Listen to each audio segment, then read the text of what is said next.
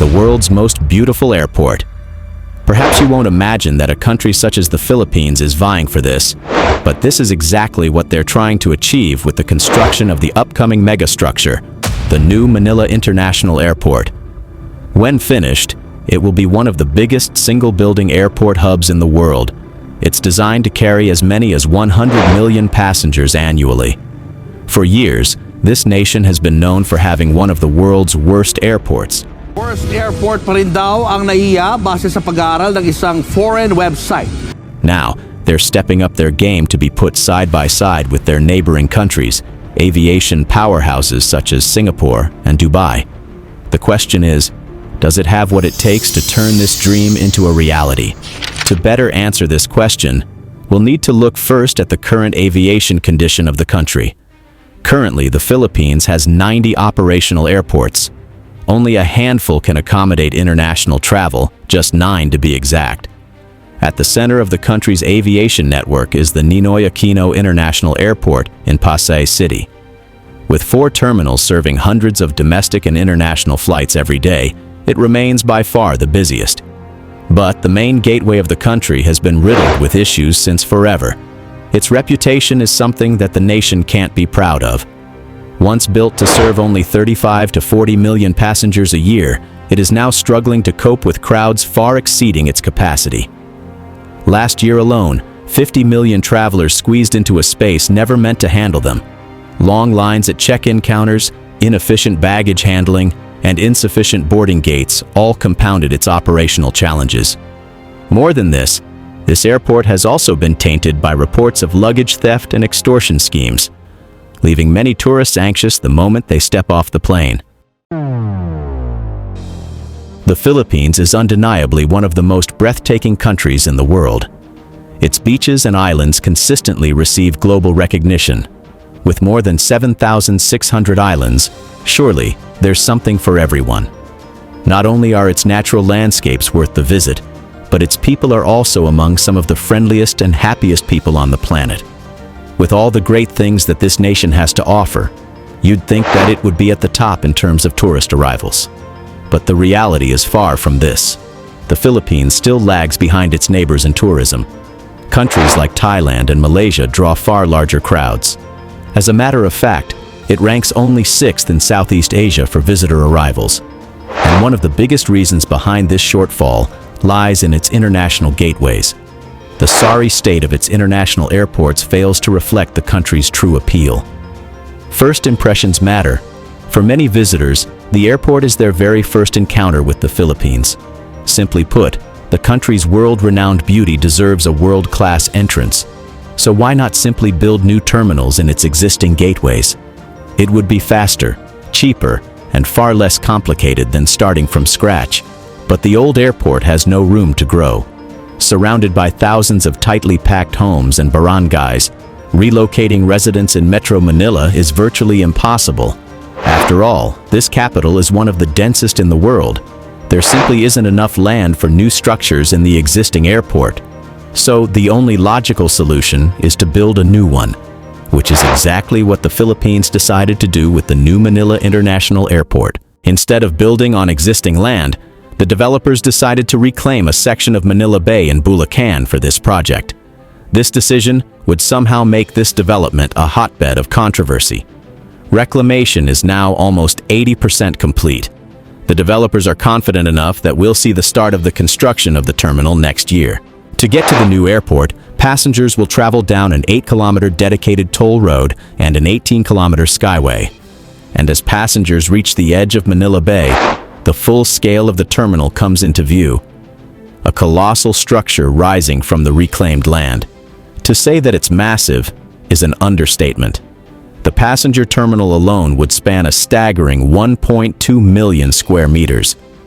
To truly compete on the global stage, the new terminal is being designed around modern technology from the moment passengers walk in.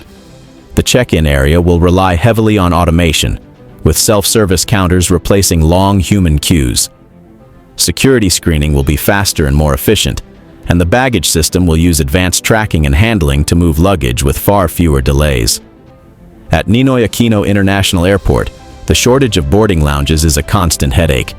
Travelers often end up sitting on the floor, and the air conditioning can barely keep up. The new terminal aims to put those issues to rest. Passengers will be assured of wide and comfortable lounges with dependable cooling inside a modern, world-class building. The country is known for its massive malls. This concept would be brought inside the airport. It will host formidable retail spaces designed to rival the world's best airports. The terminal will also have 5 gigantic wings and 240 boarding gates. Beside the massive terminal is a 52,000 square meter cargo facility. It's designed to handle 500,000 tons of freight every year. The main terminal would have 6 massive concourses feeding into the central hub, and in time, 4 runways stretching up to 3,500 meters. Together, they're projected to handle 240 aircraft every hour. To understand just how huge that is, consider this. Ninoy Aquino International Airport handles only around 40 planes an hour. With issues about climate change, the planners of the airport took careful consideration in the elements of its design. It will use solar panels, collect rainwater, and follow green building designs to help reduce pollution. Even the airport transport system will be cleaner, with electric trikes set to move passengers around. The broader development isn't just the airport. The plan includes a full-blown airport city designed by Palafox Associates, a firm known for sustainable and green urban design. Of course, a project this large and advanced comes with a huge price tag, about 735 billion pesos, or over $12 billion. The good thing is that this project is executed under a 50-year build, operate, transfer concession scheme by San Miguel Corporation, one of the largest companies in the country. This means that no government funds will be used during the construction. But if you think everything is going smoothly for this project, well, it's not. It's facing some challenges that might jeopardize its future. First, engineers fear a natural phenomenon called soil liquefaction. Building new land with sand dredged from the sea is far from simple. When that sand is fully soaked in water, it can rapidly lose its strength. It could turn into a loose, unstable layer under pressure or during an earthquake. The team behind the development isn't leaving anything to chance. They're using a method called dynamic compaction to harden the foundation. Gigantic steel weights, some tipping the scales at 20 tons, are repeatedly dropped by towering cranes. With every earth-shaking strike, water is forced out and the sand packed tighter, slowly turning the once loose seabed into solid ground, capable of supporting the colossal structures above. There's also the growing threat of rising sea levels.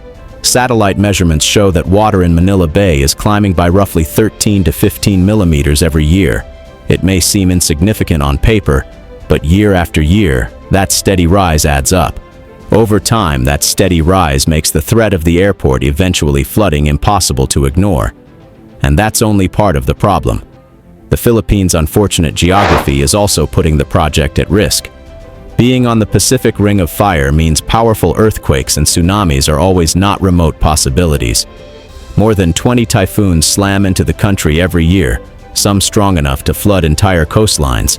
Hence, stating that this airport is being constructed on one of the most disaster-prone sites on Earth isn't an overstatement. To confront these threats, engineers are deploying every possible measure. The coastline is being reinforced with massive rock revetments. These are sloped barriers designed to absorb and deflect tidal erosion. To reduce the risk of flooding, the entire airport platform is being raised about 4 meters above sea level. Despite this measure, experts still warn that the airport's runways could be submerged within 30 years, meaning this billion-dollar airport could have a shorter lifespan than expected. Above everything else, this development has drawn sharp criticisms from environmental groups. They worry that the reclamation could push local communities aside and inflict lasting harm on the area's natural ecosystem. But Ramon Ang of SMC counters these fears with a different story. He insists the project is not reclamation at all. The site already carries long-established land titles. These are just some proof that it was originally solid ground long before nature reclaimed it. Hence, what they built isn't something new. Rather, they just restored what was lost, thereby bringing the land back to life for a more sustainable and useful future. In the end, there's no denying that the Philippines badly needs an upgrade on its international gateways. This is the only way that they'd finally be more competitive and explore their potential to the fullest. As their tourism slogan goes, it's more fun in the Philippines. That fun should start at its main gateway. If you love to see the new Manila International Airport finish its construction, just comment yes below. In the meantime, we think that you'll love this next video. As always, see you at the next one.